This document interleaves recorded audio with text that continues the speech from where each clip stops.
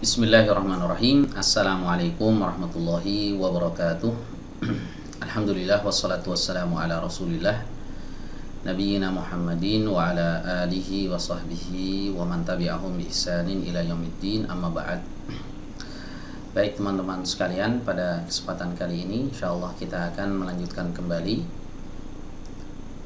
pembahasan bedah tajwid juz amma, dan insyaallah kita di video ini akan bahas surat An-Nas ayat yang ketiga, ya, surat An-Nas ayat yang ketiga. Baik, silahkan disimak teman-teman semuanya. A'udzu billahi minasy syaithanir rajim.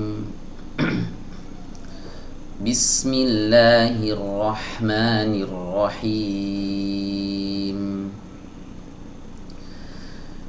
Qul a'udzu birabbin nas, malikin nas, ilahin nas. Ya. Baik, kita bahas ayat yang ketiga nih teman-teman. Ya. Ilahin nas. Ya, ayat ini dimulai dengan huruf hamzah, dibuka dengan huruf hamzah. Ya, huruf hamzah ini adalah huruf yang dikeluarkan dari pita suara, ya, atau di tenggorokan bagian bawah. Ya, di sebagian kitab-kitab tajwid disebutkan tenggorokan yang paling jauh. Ya, jadi maksud tenggorokan paling jauh itu adalah jika dihitungnya dari bibir. Dari bibir, maka tenggorokan yang paling jauh di sana. Ya, kalau dihitungnya dari sini, dari arah dalam sini, maka tenggorokan yang paling dekat. Gitu ya. Jadi jangan bingung teman-teman kalau seandainya teman-teman temukan di sebagian kitab tajwid disebutkan makhraj huruf hamzah ada di tenggorokan yang paling jauh. Ya, yang paling jauh itu maksudnya yang paling jauh dari mulut, ya, dari bibir. Ya, atau lebih tepatnya tuh di pita suara. Ya, ada di al-watarain as-sautiyaini, ya, ada di dua pita suara. Ya. Jadi pita suaranya ini dijauhkan, ya, saat dia dalam keadaan berharokat. Di asalnya pita suaranya itu rapat, teman-teman. Ya, seperti ini. Kemudian saat dia dikasih harokat i, maka dijauhkan pita suaranya. Nah, baik, berikutnya hamzah ini berharokat kasroh, ya. Jadi dari huruf hamzah kita beralih ke harokatnya nih. Harokat kasroh ini harus dibaca dengan sempurna, ya teman-teman, ya. Nah, para ulama mengatakan untuk menyempurnakan harokat kasroh maka ada dua hal yang harus dilakukan. Ya, kalau salah satu dari dua hal ini tidak dilakukan, maka biasanya harokatnya malah miring, gitu, tidak sempurna. Ya, apa itu? Yang pertama adalah menurunkan rahang. Ya, rahangnya diturunkan. Ya, wadun khifadin bin khifadin nil fami. Nah, itu kalau kata al-Imam At-Tibi rahimahullah, maka huruf yang memiliki inkhifad itu maksudnya huruf yang berharokat kasrah, bin khifadin nil fami. Ya, dengan cara melafalkannya dengan cara inkhifadin nil fami, dengan cara menurunkan mulutnya, itu maksudnya menurunkan rahangnya. Ya, rahangnya diturunkan, i. Ini yang pertama. Kemudian yang kedua, nah, untuk menyempurnakan lagi, ya, harokat kasroh ini, maka bagian tengah lidah diangkat sedikit, ya, sebagaimana saat kita mengucapkan huruf ya.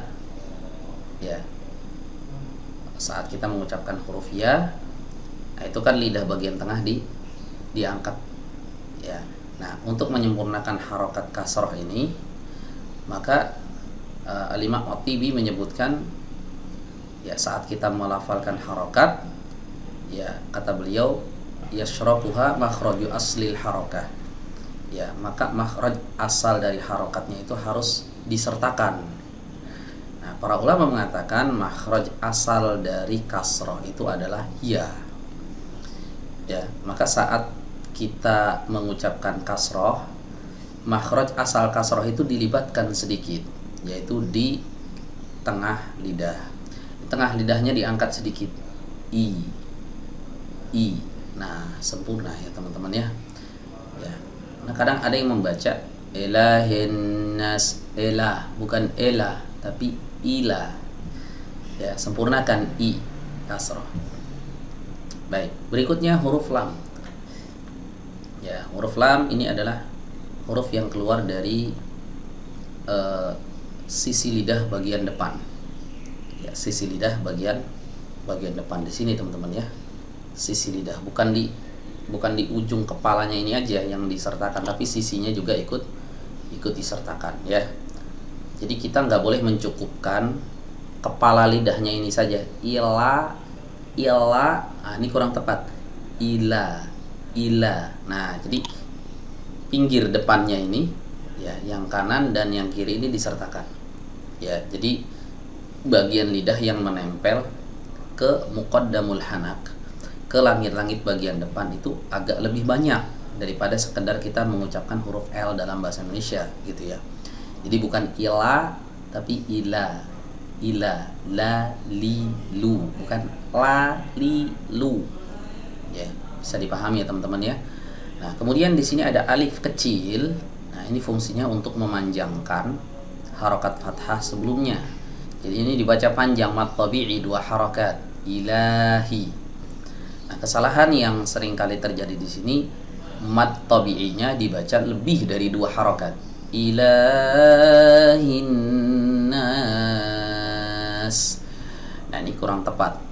Ya, biasanya kalau yang mengucapkan seperti itu terpengaruh dengan ini ya, alunan, nada gitu. Dia pengen melantunkan bacaannya dengan merdu ya, tapi dia tidak memperhatikan kaidah-kaidah tajwid.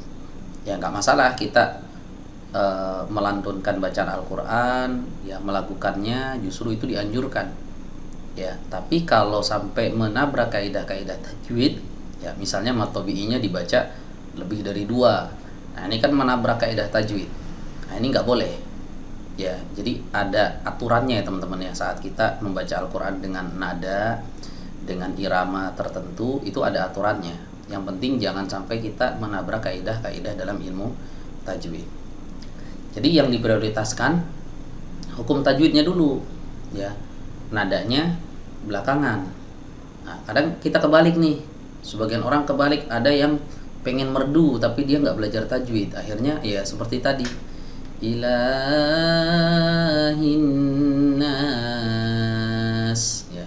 Memang terdengarnya merdu tapi salah ya, bukan seperti itu Al-Quran yang dibacakan gitu oleh Rasulullah SAW kepada para sahabat ya. Jadi mad yang ada di sini itu mad tabi'i, panjangnya 2 harokat saja, nggak boleh lebih dari 2 harokat. Baik, berikutnya masuk ke huruf yang ketiga ya. Ya, kalau yang alifnya ini nggak dihitung berarti 3 nih. Kalau ininya dihitung alif satu huruf, berarti ini huruf yang keempat ya.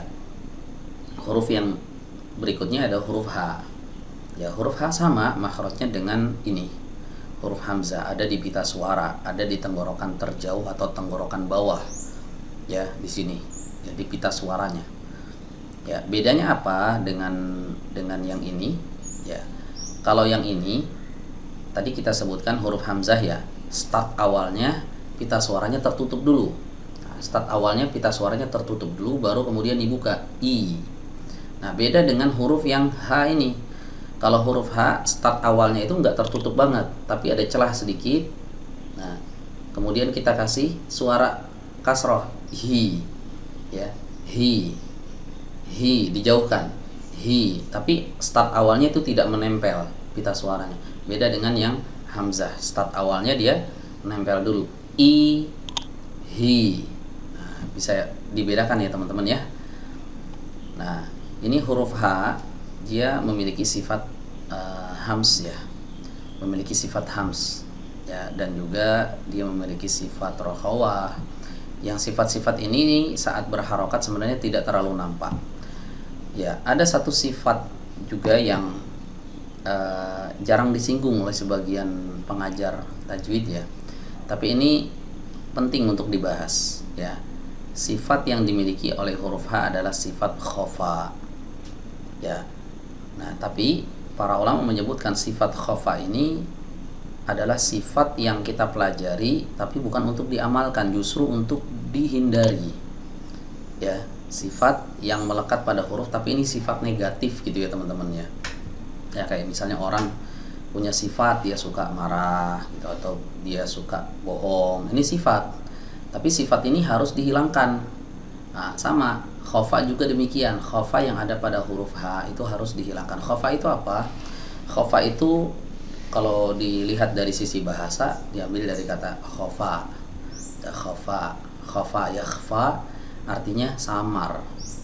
Jadi huruf H-nya ini terdengar samar, tidak kena makhrajnya. Ya, contoh seperti ini kalau ada khofanya nih teman-teman. Ilahinnas, kan hanya nggak kena nih. Ilahinnas, harusnya ilahinnas. Huruf H-nya ha-hi-hu, bukan ha-hi-hu. Jadi nggak jelas kalau seperti itu. Nah, ini yang disebut dengan khofa. Nah, khofanya harus dihilangkan. Ilahi, hi, nah gitu, dikeluarkan dari tenggorokan, ya, bagian bawah atau di pita suara. Baik, sebagian juga ada yang salah persepsi, ya, dalam memahami huruf H ini, ya, saking khawatirnya terjatuh pada khofa, ya, atau muncul khofa di sana, sampai huruf H ini dikeluarkan dari dada, ilahinnas. Nah, ini nggak tepat ya teman-teman, ya. Ya, salah yang seperti ini. Yang betul huruf H itu keluar dari tenggorokan bagian bawah, dari pita suara. Ya, ilahi nggak perlu berlebihan sampai ilahi, sampai menyertakan ini dada, ya. Nah, ini kurang tepat. Baik, berikutnya masuk ke huruf selanjutnya, hamzah wasal dan juga huruf lam yang ada di sini. Ini tidak dibaca ya teman-teman, ya. Kenapa hamzah wasal tidak dibaca? Karena posisinya ada di tengah kalimat. Kenapa huruf lamnya tidak dibaca? Karena di sini terjadi yang namanya idgham syamsi. Ya, idgham syamsi ini adalah idgham saat ada al ta'rif, ya, atau al apa saja yang masuk ke huruf salah satu dari huruf-huruf syamsiyah. Nah, di sini ada huruf nun yang merupakan huruf syamsiyah. Maka huruf lam yang ada di sini digugurkan pelafalannya, tidak dibaca. Ya, tapi dia tetap ditulis. Ilahinnas, bukan ilahil. Nah, lamnya tidak dibaca. Ya. Nah, di sini juga ada tasydidnya ya teman-teman, ya, ada tasydidnya. Nah, kemudian masuk ke huruf nun. Nun bertasydid. Maka di sana ada yang namanya gunnah mutawwalah, dipanjangkan, ya teman-teman, gunnahnya dipanjangkan. Jadi gunnah saja tidak cukup, ya, yang ada pada huruf nun bertasydid ini, ya, harus dipanjangkan gunnahnya. Jadi bukan dibaca begini, ilahinnas, nah, kurang, ya, yang benar ilahinnas, nah, begitu, dipanjangkan, ya, dipanjangkan. Ya, beberapa saat baru pindah ke harokat fathah. Nah, harokat fathah di sini harus dibaca tipis, jangan dibaca tebal atau mengarah ke arah tebal gitu. Ilahinnas, nah, yang benar ilahinnas. Ya. Bagaimana cara membaca huruf fathah yang tebal? Yang tipis. Ya, fathah yang tipis itu dibaca dengan cara membuka mulut dengan bukaan sedang saja, kemudian ditarik ke samping sedikit, teman-teman. Nah, kadang ada yang nggak mau menarik, dia cuma dibuka saja. Nah, ini penyebab salah satu penyebab, ya, kenapa fathah itu terkadang terdengar menebal gitu suaranya. Ini nggak boleh, ya. Jadi harus dijaga ketipisannya. Ila jangan ilah. Ilahinnas. Nah, gitu tipis, ya. Agak ditarik sedikit. sedikit saja, nggak boleh berlebihan. Kalau berlebihan ilaihinnis, nah ini nanti miring ya, harokat fathahnya kurang tepat kalau berlebihan. Di sedang saja, sekedar dapat tipisnya udah cukup ya. Kemudian di sini ada alif yang menunjukkan bahwa fathah yang ada sebelumnya ini harus dipanjangkan ya, harus dipanjangkan. Jadi alif yang ada di sini adalah huruf yang berfungsi untuk memanjangkan fathah sebelumnya ya. Dan alif ini unik ya, dia ini mengikuti huruf sebelumnya ya. Kalau huruf sebelumnya tipis maka alif jadi tipis, kalau huruf sebelumnya tebal maka dia menjadi tebal ya. Nanti akan kita temui ya mungkin di surat yang lain ya. Kalau di sini nggak ada nih ya, huruf alif sebelumnya ada huruf yang tebal gitu. Nanti akan ngikut ketebalannya masuk ke huruf alif ini. Nah, di sini berhubung huruf nunnya adalah huruf tipis, maka alifnya ini harus dibaca tipis juga. Ilahin nas. Nah, jadi jangan nos. Nah, ini menebal. Ya. Baik, kemudian ilahin nas ini panjang madnya. Ini namanya mad arid disukun. Ya, panjangnya opsional. Boleh dibaca 2, boleh dibaca 4, boleh dibaca 6. Ya, silahkan teman-teman pilih 3 opsi ini. Salah satu dari 3 ini, 2, 4 harokat atau 6 harokat. Ya, terakhir ya di sini ada huruf sin. Huruf sin keluar dari ujung lidah ya, bertemu dengan dinding bagian dalam ya, atau bagian bawah dari dinding dalam gigi seri bawah. Ya, dan suaranya keluar dari celah kecil antara gigi seri atas dan gigi seri bawah. Nah, di sana harus terdengar suara desis yang tajam ya teman-teman, atau para ulama ahli tajwid biasa menyebut dengan istilah sofir. Ya, jadi sofirnya harus nampak jelas. Nas, nas, nah, harus terdengar tajam. Ya. Nah, oke. Saya baca sekarang ayat ini 3 kali ya teman-teman ya. Silahkan disimak. Ilahin nas, ilahin nas, ilahin nas. Ya, bagaimana teman-teman? Mudah bukan? Ya, silahkan dicoba ya, dilatih sampai lancar ya. Mudah-mudahan Allah Subhanahu wa taala berikan kemudahan kepada kita semuanya untuk mempelajari Al-Qur'anul Karim. Amin ya rabbal alamin. Demikian yang bisa disampaikan pada kesempatan kali ini. Kurang lebihnya mohon maaf. Akhirul kalam. Wassalamualaikum warahmatullahi wabarakatuh.